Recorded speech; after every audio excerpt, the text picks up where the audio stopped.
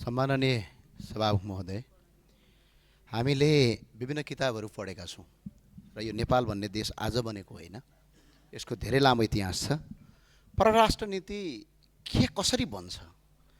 परराष्ट्र नीति चाहिँ पञ्चशीलताका आधारमा बन्ने हो र यो व्यक्तिगत आवेगमा चाहिँ परराष्ट्र नीति बन्दैन सम्माननीय सभामुख महोदय। र यो अर्को कुरो चाहिँ देशको प्रधानमन्त्रीले बोल्ने कुरा चाहिँ तथ्यमा टेकेर प्रमाणमा टेकेर बोल्ने हो र हचुवाका तालमा बोल्ने कुरा होइन भन्ने मलाई लाग्छ। त्यही भएर प्रधानमन्त्रीज्यूले जुन नेपालले भारतको सीमा मिचिएको छ भने जुन अभिव्यक्ति दिनुभयो, गल्ती मान्छेबाट हुने हो, कुनै मेसिनबाट होइन। त्यही भएर यो गल्ती सच्याउँदा नै यो देश र राष्ट्रको हित हुन्छ भन्ने कुरा लाग्छ मलाई। यो कुरा चाहिँ प्रधानमन्त्रीले गरून् र सम्माननीय सभामुख महोदयले यो संसदलाई मर्यादित बनाउन प्रधानमन्त्रीमाथि रुलिङ गर्नुपर्ने अवस्था देखिन्छ। यो त्यो गरून् भन्ने म अभिलाषा राख्छु। सम्माननीय सभामुख महोदय, आज एउटा गम्भीर विषय सँगसँगै म उठाउन चाहन्छु। सम्माननीय सभामुख महोदय, संसदीय मामिला तथा कानुन मन्त्रालयले मुलुकी अपराध संहिता 2074 को दफा 49लाई संशोधन गर्ने नाममा नेपालको संविधान र लोकतान्त्रिक मूल्य मान्यतामाथि नै प्रश्न उठ्ने गरी मस्यौदा अघि बढाएको विषयप्रति मेरो गम्भीर ध्यान आकर्षण भएको छ। यो सबैले सुन्नुपर्ने विषयवस्तु छ। नेपालको संविधानले प्रत्येक नागरिकलाई विचार तथा अभिव्यक्तिको स्वतन्त्रता दिएको छ। संविधानको धारा 17ले विचार राख्ने र बोल्ने र असहमति व्यक्त गर्ने मौलिक अधिकार सुनिश्चित गरेको छ।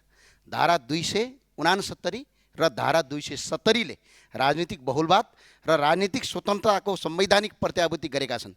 धारा 274ले त संविधानको मूल मर्म र आधारभूत विशेषतालाई प्रतिकूल असर पर्ने गरी कानुन वा संशोधन गर्न नहुने स्पष्ट व्यवस्था गरेको छ। तर अहिले प्रस्ताव गरिएको मस्यौदामा नेपालको संविधान वा लोकतान्त्रिक गणतन्त्रको विरुद्धमा गतिविधि गर्ने, गराउने वा बल प्रयोग गर्नु भन्ने शब्द थपेर राज्य विरुद्धको कसुर बनाउने र त्यसमा 25 वर्षसम्मको जेल सजाय, कैद सजाय व्यवस्था गर्ने प्रयास गरिएको छ। सम्माननीय सभामुख महोदय, यदि यसले शान्तिपूर्ण विचार, राजनीतिक असहमति वा संविधान संशोधनको माग समेतलाई अपराधको रूपमा व्याख्या गर्ने अवस्था सिर्जना गर्छ भने त्यो संविधानको मर्म, लोकतान्त्रिक अभ्यास र नागरिक स्वतन्त्रतामाथिको प्रत्यक्ष आघात हो। सम्माननीय सभामुख महोदय, यो कुनै मैले बोलेको कुरा होइन। यो देश गम्भीर, डेन्जर र प्रजातान्त्रिक र तानाशाही प्रवृत्तिमा जान खोज्दैछ। त्यो भए हुनाले सम्माननीय सभामुख महोदय, सत्ता परिवर्तन हुँदैमा लोकतन्त्रको परिभाषा परिवर्तन हुँदैन। हिजो प्रतिशोधको राजनीतिक भयो भनेर आलोचना गर्नेहरू आज सरकारमा पुगेपछि जनताको मुख बन्द गर्ने, कानुन बनाउने अग्रसर हुनु यो अत्यन्त दुखित कुरा हो। यहाँभन्दा ठुलो दुखित कुरा अरू हुन सक्दैन, अर्को विषयवस्तु हुन सक्दैन। लोकतन्त्रमा सरकारको समर्थन गर्न पाइन्छ र विरोध गर्न पनि पाइन्छ। गणतन्त्रको पक्षमा बोल्न पाइन्छ भने यसको आलोचना गर्न पनि पाइन्छ। सम्माननीय सभामुख महोदय, यो कसैको निगाहमा होइन, नेपालको संविधानको धारा 274ले गरेको व्यवस्था हो। त्यो भएको हुनाले प्रदेश संरचना खारेज गर्नुपर्ने माग राख्न पाइन्छ, संविधान संशोधनको माग गर्न पाइन्छ। यी सबै राजनीतिक अभिव्यक्तिका विषय हुन्। यी राज्य विरुद्धका अपराध होइनन्। कानुन मन्त्रीलाई एकपटक अध्ययन गर्नका लागि म अपिल गर्न चाहन्छु। लोकतन्त्रमा सरकारको आलोचना देशद्रोह होइन, यो असहमति अपराध होइन, फरक विचार राष्ट्र विरोधी होइन। जनताको आवाजलाई कानुनको डर देखाएर दबाउने प्रयास लोकतन्त्रको रक्षा होइन। सम्माननीय सभामध्ये म 1 मिनट सकेँ। रक्षा होइन, लोकतन्त्रको घाँटी निमोट्ने प्रयास हो।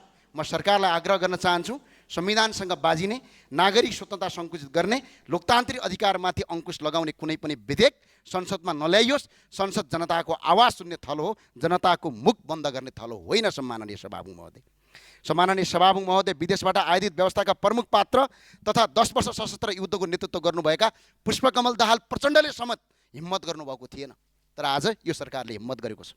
यो सरकारलाई सोध्न चाहन्छु, तपाईँलाई जनताले बहुमत दियो, तपाईँले बहुमत जनताको मुख थुन भनेर दिएको होइन। एकछिन गएर आफूलाई भोट हाल्ने मतदातालाई गएर सोध्न अपिल गर्न चाहन्छु।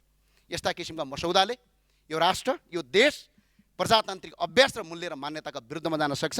यस्ता विधेयक र मस्यौदा लेख्नुभन्दा अगाडि एकपटक यो देशको प्रजातान्त्रिक आन्दोलन र जनताको अभिव्यक्ति स्वतन्त्रतामाथि कोठागत गर्ने काम बन्द गरियोस्। म यो अपिल गर्न चाहन्छु। त्यो भएर सम्माननीय सभामुख महोदय, कसैलाई तितो लाग्न सक्छ, कसैलाई यो मिठो नलाग्न सक्छ। आज मेरो प्रतिपक्षको मात्र आवाज होइन, यो सत्ता पक्षको पनि आवाज हो। किनभने बोल्ने अभिव्यक्तिका विरुद्धमा ठुल्ठुलो युद्ध भएका छन् र अहिलेको युगमा मान्छेको बोल्ने अधिकार कुण्ठित गर्ने कुरा र गणतन्त्रका विरुद्धमा बोल्नु हुँदैन भन्ने कुरा यो अपराध होइन, यो राजनीतिक मुद्दा। गणतन्त्रका विरुद्धमा यो संसदमा बोल्न पाइन्छ, जनता कहाँ गएर चुनाव जितेर आउन पनि पाइन्छ। यो संविधानको मर्म विपरीत मस्यौदा तयार भएको छ, यो तत्काल खारेज गरियोस्। हस्, जय राष्ट्रवाद, जय नेपाल, धन्यवाद।